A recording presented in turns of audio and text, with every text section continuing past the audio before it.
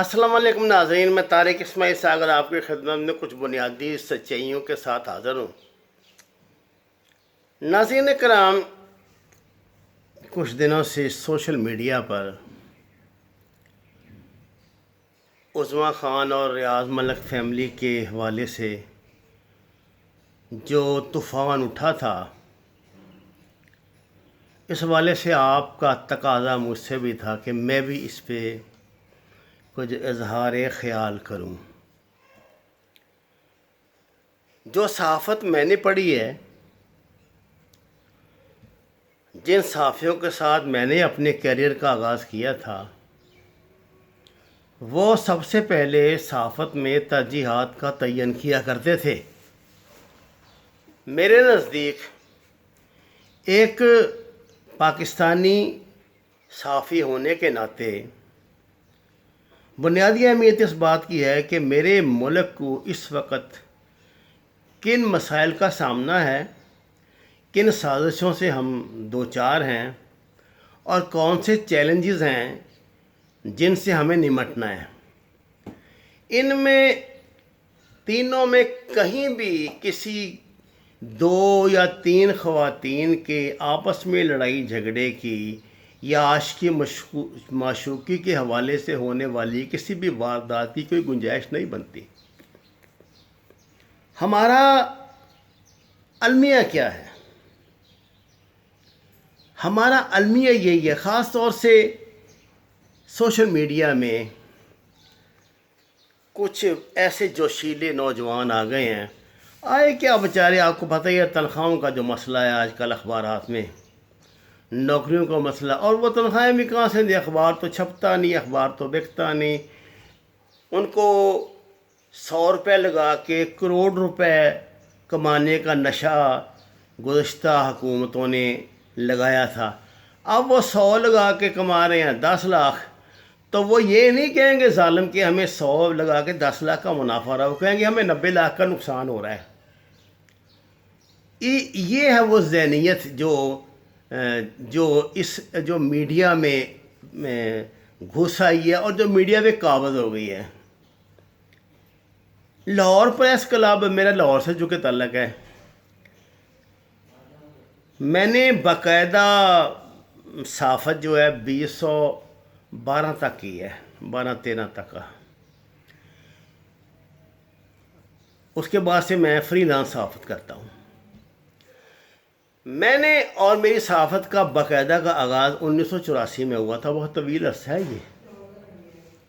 آپ یقین کیجئے، جب میں نے یہ 2010-12 کی آپ کو بات کر رہا ہوں، لاہور پریس کلب میں جو باقاعدہ مطلب صحافی ہوتے تھے، وہ آخری 2-4 سال میں تو خاصے بڑھ گئے تھے، لیکن میں یہ دعوے سے کہہ سکتا ہوں کہ سن 2000 تک ان کی تعداد 450-500 سے زیادہ نہیں تھی جو مستند صحافی تھے۔ اب تو پتہ نہیں یہ 5-6 ہزار بن گئے ہیں، اور ابھی کتنے ہزار اور ان میں شامل ہوں گے۔ مجھے سمجھ نہیں آتی، جو اخبار 1-1 لاکھ چھپتا تھا وہ تو 3-3 ہزار چھپ رہا ہے، اور صحافی اس زمین سے اس طرح اگ رہے ہیں خدا کی پناہ کہ سنبھالے نہیں جا رہے۔ یہ کہاں ایڈجسٹ ہوں گے؟ یہ کسی نے زندگی میں نہیں سوچا ہوگا، جو میرے جیسے پرانے صحافی ہیں، ریٹائرڈ صحافی ہیں، کہ پریس کلب یا یہ PFUJ کے علاوہ بھی صحافیوں کی کوئی یونین کبھی وجود میں آئے گی۔ اب تو توبہ توبہ توبہ، میں کہتا ہوں یہ کیا ہوتے ہیں بیچارے کالم نگار کیا 10 یا 15 کالم نگار تھے، اب تو کو 1000 سے زیادہ کالم نگار ہیں۔ وہ کالم نگاروں کی انجمنیں بن گئی ہیں، فوٹوگرافروں کی بن گئی ہیں، وہ فلانے کی بن گئی ہیں، ایڈیٹروں کی بن گئی ہیں، سب ایڈیٹروں کی بن گئی ہیں، رپورٹروں کی بن گئی ہیں۔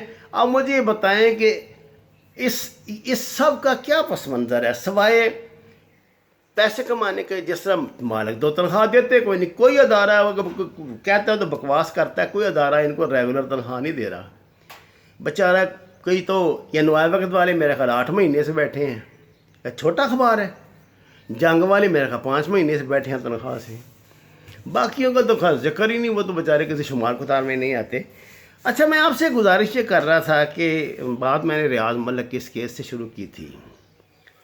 بات یہ ہے سنسنی پھیلانا، سنسنی خیزی میں اضافہ کرنا اور اس میں اپنے لیے بلیک میلنگ کا راستہ تراشنا. اصل میں بلیک صحافت اب یہ ہے. اب آئیے دوسری طرف، آپ کو اس بات کا پتہ ہے یہ کرونا، یہ ون ورلڈ گورنمنٹ اور یہ جو آپ کے المناٹی ہیں، یہ جو آپ کے فری میسنز ہیں، یہ سب یہ سب جو بھی ایجنڈا رکھتے ہیں اس پر تو ساری زندگی ہم بحث کرتے رہیں گے یا اس کو سمجھنے میں لگا دیں تو بھی کافی نہیں ہے. لیکن آپ میں سے یقیناً زیادہ میرا خیال ہے جو لوگ مجھے سنتے دیکھتے ہیں وہ ماشاءاللہ خاصے باشعور لوگ ہی ہیں. آپ نے دجالیت کے حوالے سے کچھ نہ کچھ تو بیسک مطالعہ کیا ہوگا. آپ غزوہ ہند کے حوالے سے احادیث مبارکہ اکثر آپ نے سنی ہوں گی علماء کرام سے، یا مختلف جو اسکالرز بیٹھتے ہیں میڈیا پہ وہ آپ کو سناتے بتاتے ہیں، خاص طور سے سوشل میڈیا پہ تو خاصا اس پہ کام بھی ہو رہا ہے. ایک بات تو طے ہے کہ ان تمام معاملات کو عوام کے اذہان میں ٹھونسنے کے لیے کس کی مدد چاہیے؟ بنیادی طور پہ میڈیا کی مدد چاہیے. اس لیے یہ جتنی سفلی قوتیں ہیں، جتنی اسلام دشمن قوتیں ہیں، جتنی ملک دشمن قوتیں ہیں، وہ تھرڈ ورلڈ میں اپنا کوئی ایجنڈا لاگو نہیں کر سکتے جب تک کہ انہیں میڈیا کی خدمات حاصل نہ ہوں. اب ہم جیسے ملکوں میں الیکٹرانک میڈیا جو ہے اس کا اتنا تیز اور اچانک ایکسپوجر ہوا ہے کہ اس نے معاشرے کی بنیادیں ہلا کے رکھ دی ہیں. یہ لوگ 5 زیادہ 10 اینکر یا ڈیبیٹر ہوں گے، ان کا ایک گروپ بنا ہوا ہے. آپ جب بھی کوئی چینل 8 بجے سے رات کے 11 بجے تک لگائیں گے، اس گروپ یہ 15 یا 20 بندے ہیں. آپ کو کوئی نہ کوئی بندہ کسی نہ کسی جگہ، مثلا اگر آج کسی کا ایک ہفتے میں 5 دن پروگرام ہے، 2 دن چھٹی ہے، تو وہ 2 دن وہ کسی اور چینل پہ ان میں سپیکرز میں بیٹھا دکھائی دے گا. بات کیا ہے کہ تنخواہ پوری کرنی ہے، جہاں سے مل رہی ہے میڈیا والے ہاؤس تو تنخواہ دیتے نہیں ہیں انہیں، سوائے ان اینکرز کے جو ان کو کما کے دیتے ہیں. مثلا کسی نے 1 کروڑ کما کر دیا تو ان کے کمیشن طے ہوتی ہے کہ اس میں میں 30 لاکھ لوں گا یا میں 40 لاکھ لوں گا یا 50 لاکھ، جس طرح کا معاہدہ ہو اسی پر وہ سروائی کرتے ہیں. وہ اپنے باپ سے تو لا کے ان کو پیسے دیتے نہیں ہیں. اب یہ جو مخصوص اینکر ہیں یہ ایک فنومینا کریٹ کرتے ہیں، پھر اس فنومینا کو اپنے حساب سے ٹریٹ کرتے ہیں، اپنے حساب سے مین کہ جو انسٹرکشن ان کو ملی ہوتی ہیں. میں فرض کیا ابھی عمران خان نے 2 بڑے اسکینڈل بے نقاب کیے، ایک آئی پی پی والوں کا اور ایک یہ شوگر مافیا کا. آئی پی پی کے پہلے بات کر لیں، کتنے زور و شور سے انہوں نے چیخ کے آپ کو بتایا تھا کہ جی یہ تو اربوں روپیہ کھا گیا عوام کا، اور اربوں کا خربوں روپیہ کھا گئے، یہ ہو گیا وہ ہو گیا. پھر کیا ہوا؟ یہ کول ڈاؤن ہوتے غائب. کیونکہ اس کو ہائپ اس لیے دی گئی تھی کہ سودا کاری ایجنٹ جو درمیان میں ہے. اچھا یہ آپ کو بتا دوں اس وقت لاہور میں 3 بندے ہیں جی جو ان کا سودا کاری ایجنٹ، یعنی جو ٹارگٹ پارٹی ہوتی ہے وہ جس کو یہ ٹارگٹ کر کے اس کو ہائپ پہ لے جاتے ہیں، اس پہ جھوٹے سچے الزامات اور یہ اور وہ جو درمیانی سودا کار ہوتے ہیں وہ ان سے معاملہ طے کرتے ہیں کہ آج یار یہ دے دو یار، 5 کروڑ دو، لعنت پاؤ کرو. اس 5 کروڑ میں 50% ان کا، 50% اس پارٹی کا. سیدھی بات ہے. آپ مجھے ایک بات بتائیں، ذرا اپنے دماغ سے سوچیں، کیا آپ نے سوشل میڈیا پہ ایک بہت بڑی بیکری کی رینک میں مٹھائیوں کے رینک میں یہ چھپکلیاں گھومتے ہوئے نہیں دیکھیں؟ ان کی ڈبل روٹیاں چوہوں کو کھاتے ہوئے نہیں دیکھا؟ یہ خبر کہاں آئی ہے میڈیا پہ؟ کس میڈیا پہ آئی ہے؟ آپ کسی اینکر کا نام لے لیں، آپ اتنی ان کو گالیاں نکالتے ہیں کرتے ہیں، جب آپ کو ان کے سکینڈل پتہ ہیں، آپ کو کیا خیال ہے کہ ان کے مالکان کو نہیں پتہ ہوں گے جب وہ پروو ہو جاتے ہیں؟ اب تھوڑے پرسوں چوتھ کی بات ہے، ایک بیان اس نے حامد میر نے چیف منسٹر پنجاب کے خلاف دیا، بیان دیا۔ پہلے انہوں نے اس کو کہا ہوگا کہ بھائی لے دے کے کر لو، جہاں نقدہ بغدہ مختہ مکا لو، اس کی ڈیمانڈ کے مطابق پیسے نہیں ہوں گے۔ تو اب کیا کیا جی انہوں نے؟ ہمارے چیف منسٹر صاحب نے 70 کروڑ روپے کا ان پہ ہتک عزت کا کیس کر دیا ہے۔ قیامت تک، یعنی قیامت واقعہ ہو جائے گی، اس کیس کی کبھی سنوائی نہیں ہونی، کیونکہ اس سے پہلے بھی 70 کروڑ کے، 100 کروڑ کے، 50 کروڑ کے ہتک عزت کے کئی کیس جو ہے نا وہ ہائی کورٹوں میں، عدالتوں میں ہوئے ہیں، جن کا آپ کو نام و نشان بھی نہیں ہے۔ وہ پاگل پن ہوتا ہے، یہ لوگوں کو بیوقوف بنائے۔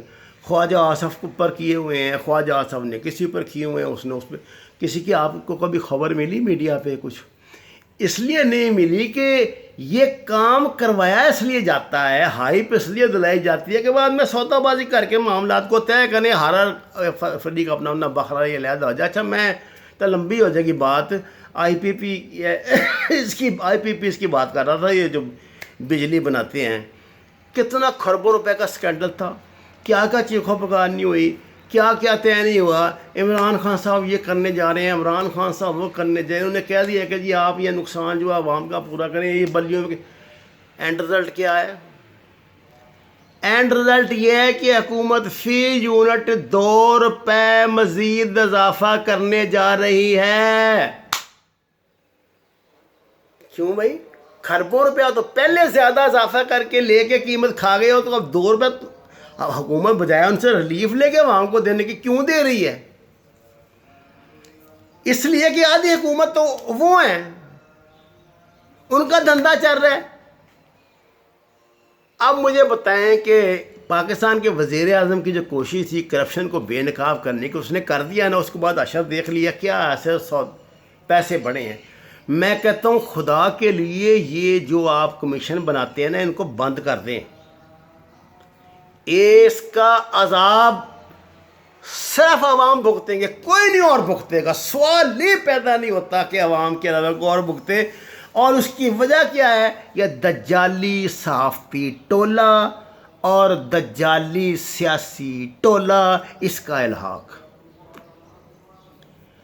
جو باتیں آپ سن رہے ہیں اس کے حوالے سے، اب یہ چینی اسکینڈل کے، وہ عمران خان تو نیک نیت سے یار اپنی پارٹی کے لوگوں کو ننگا کیا تھا، وہ تو ایسا ہی گھماتے ہیں، انہوں نے معاملات کو گھما دیا ہے۔ ادھر وہ موٹا سا بٹھایا ہوا ہے وہ شہزاد اکبر، اس کے بیچارے کا پتہ نہیں منہ سے اس کی آواز ہی نکلتی ہے، اور تو جسم کا کوئی حصہ مجھے ہلتا دکھائی نہیں دیتا اس کا۔ جو دوسرے ہیں وہ ہر روز 3 4 10 الزامات ٹھکا ٹھک، آج کل اس کو لگایا ہوا ہے خقان عباسی صاحب کو آگے، ادھر جناب وہ مکتے ہیں تو ادھر وہ رانا ثناء اللہ شروع ہو جاتا ہے، ادھر وہ مکتے ہیں تو ادھر ہمارے وہ جو ناروال والے ہیں دانشور عظیم وہ شروع ہو جاتے ہیں، اور ادھر وہ جو سابقہ ہماری وزیر اطلاعات ہیں، میں ان کا اینیس نام نہیں لیتا، وہ شروع ہو جاتی ہیں، اور ادھر جناب وہ ادھر 3 4 بندے ان کے ہیں، وہ ایک شہباز صاحب ہیں، کوئی ایک یہ جو جن صاحب کا میں نے جو شہزاد اکبر صاحب کا نام لیا، اور کبھی کبھی میدان میں وہ بھی آ جاتے ہیں، وہ جو صوبہ کے پی کے 2 نوجوان ہیں وہ آ جاتے ہیں، 4 بندے ان کے ہیں، 4 بندے ان کے ہیں، وہ اس کو گالیاں دیتے ہیں، اس کو گالیاں دیتے ہیں، میڈیا دونوں کو لپیٹ کے ہوا دیتا ہے، اپنی قیمت وصول کرتا ہے ادھر سے ادھر سے، ختم۔ یہ شوگر اسکینڈل بھی اسی طرح ختم ہو جائے گا. کسی کو گرفتار نہیں گرفتار ہو جائیں گے. نیب نے طلب کر لیا حساب دو, نیب کے پاس جائیں گے, میں بیمار ہوں, میں قرنطینہ میں ہوں, میں باہر ہوں, میری لاٹ ٹوٹ گئی, میرا گردہ نکل گیا, میرا دل کا آپریشن ہے, میرا فلاں آپریشن ہے. یہ کہاں گئے وہ ڈاکٹر آسم والے 34 خرب کے 34 بلین کے ارب کے کتنے کے کہاں گئے وہ کراچی والا جسے رینجرز نے پکڑا تھا, کہاں گئی وہ کرپشن؟ وہ جو دوسرا دگڑو ہے جس کا وہ شاید برآمد ہو گیا تھا شراب کی جگہ, شراب شاید بن گئی تھی چیف جسٹس کی چھاپا مارنے پر, کہاں گئے وہ کیس؟ سب لگائے جاؤ کھائے جاؤ, وچوں کھائی جا تے اتوں رولا پائی جا. ناظرین کرام, آج میں نے کل سنا پیپل پارٹی کے ایک وزیر ہیں کراچی کے, معاف کیجیے میرے ذہن سے نام نکل گیا, انہوں نے وہاں ہائی کورٹ میں ان کی کیس کیا ہے کہ جی یہ بلدیہ کی رپورٹ, بلدیہ کیس کی رپورٹ, اور فلانی رپورٹ اور فلانی رپورٹ اور یہ رپورٹ اور وہ رپورٹ, اور عزیر بلوچ کی جو انٹروگیشن رپورٹ ہے اس کو حکومت سندھ شائع کیوں نہیں کرتی, عام کیوں نہیں کرتی, اس کو شائع کرایا جائے, عام کرایا جائے.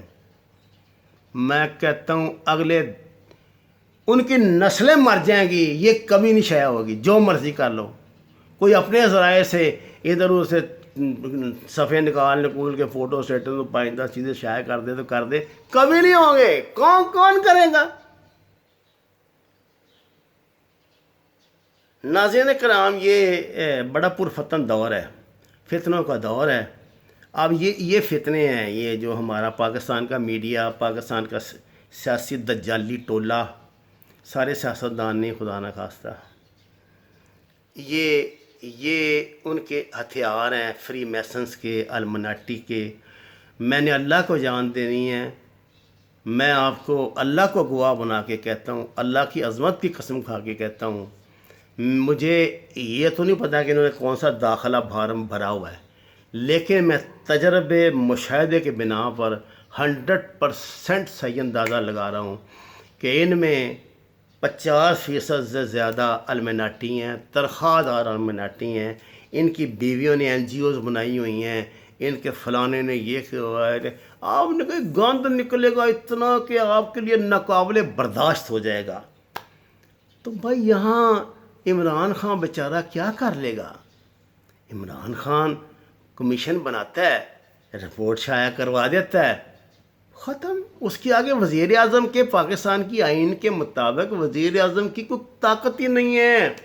اور بھائی یہ جو پارلیمانی نظام حکومت ہے یہ تو بنا ہی کرپشن کے لیے ہے, اس کی بنیاد ہی کرپشن ہے. اس میں پاور پولیٹکس ہوتی ہے. پاور پولیٹکس کی بنیاد کرپشن ہے, کرپشن, جھوٹ, ریاکاری. خدا کی پناہ, وما علینا الا البلاغ المبین. ناظرین کرام, قرآن اور نماز کو ترجمے کے ساتھ پڑھیے. درخواست ہے آپ کے گھر میں اگر ایک گملے کی بھی گنجائش ہے نا تو اس میں سبزیاں لگائیں. مستقبل میں بہت بڑا قحط آنے والا ہے, آپ اندازہ نہیں کر سکتے اس تباہ کاری کا جو منہ پھاڑے ہماری طرف بڑھ رہی ہے. اس چینل کو سبسکرائب کیجیے. آپ کا شکریہ.